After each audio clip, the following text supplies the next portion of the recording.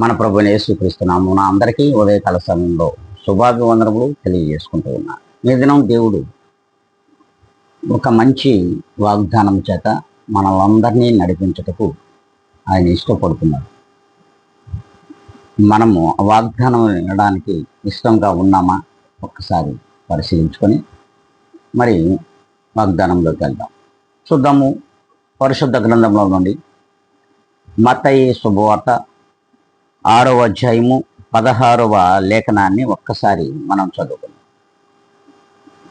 మీరు ఉపవాసము చేయనప్పుడు వేషధారుల వలె దుఃఖముఖులై ఉండకుడి. తాము ఉపవాసము చేయుచున్నట్టు మనుషులకు కనబడవాలని వారు తమ ముఖములను వికారము చేసుకుందరు. వారు తమ ఫలము పొంది ఉన్నారని నిశ్చయముగా మీతో చెప్పుచున్నాను. అవును, ప్రభువు వారు స్పష్టంగానే తెలియజేస్తున్నారు. మరి ఈ దినమున 23వ రోజు మరి సమీపించుచున్నది.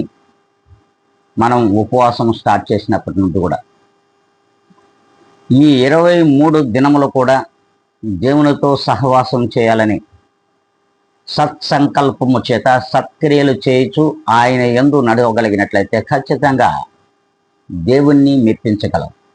అలా కాకుండా వేషధారుల వలె ఉపవాసము చేయడం వలన ప్రయోజనము శూన్యము.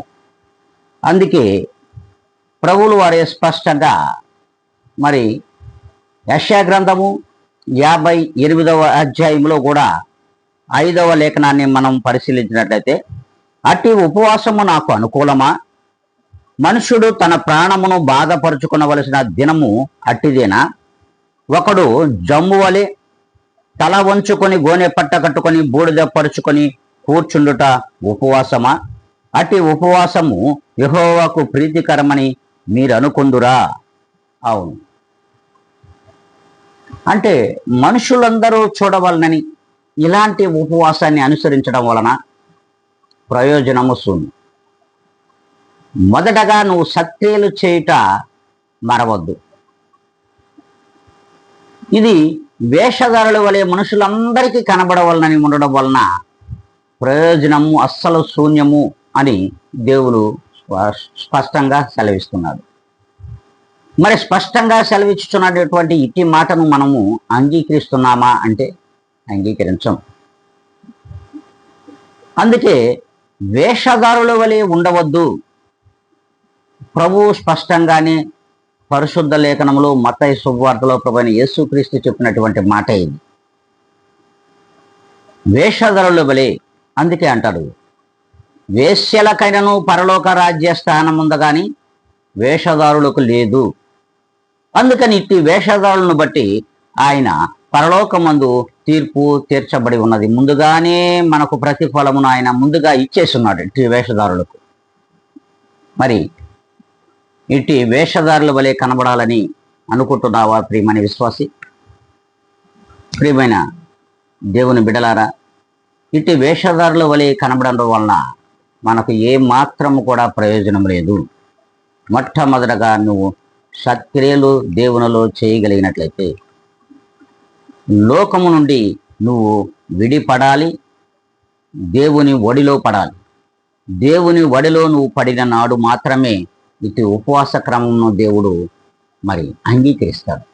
మరి ఇలా ఉన్నామా లేదా? ఒక్కసారి మనలను మనము ఆత్మ పరిశీలన చేసుకొని ఇక మీదటైనా మిగిలిన మరి 17 దినములు ఇంకనూ మిగిలి ఉన్నాయి.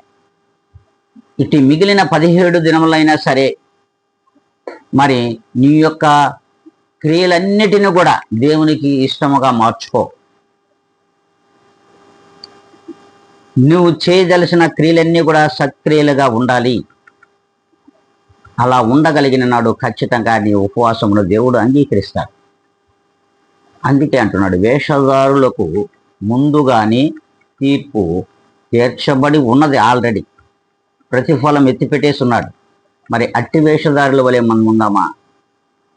అలా ఉండకూడదు అనుకుంటే ఇప్పుడే తల్ల వంచుకుందాం, కళ్ళు మూసుకుందాం, ప్రార్థనలో ఏకీభవిద్దాం. పరిశుద్ధుడా, ప్రేమ స్వరూపి, నీ ఘనమైన నామమునకు అయ్యా ఎనలేని కృతజ్ఞత స్తుతి స్తోత్రములు సమర్పించుకుంటున్నాం. మరొక నూతనమైన దినములోనికి మమ్మల్ని అందరినీ కూడా నడిపించి ఆయుష్ ఇచ్చి ఆరోగ్యమునిచ్చి నీ కృప చొప్పున ఈ దినం వరకు సజీవుల లెక్కల ఉంచిన మా గొప్ప ఘనమైన తండ్రి నీకు వందనాలు. తండ్రి ఇదిగోనైనా మేము నీ ప్రియ బిడ్డలందరూ కూడా సార్వత్రిక సంఘములలోనూ ఇదిగోనైనా వీక్షించున్న ప్రతి ఒక్కరు కూడా మీతో సహవాసం చేయాలనే ఉపవాస క్రమంలో ఉన్నారు. మరి ఇట్టి వారులు వేషధారులు ఎవరు? నిజముగా ఉపవాసం ఉంటున్న వారెవరు?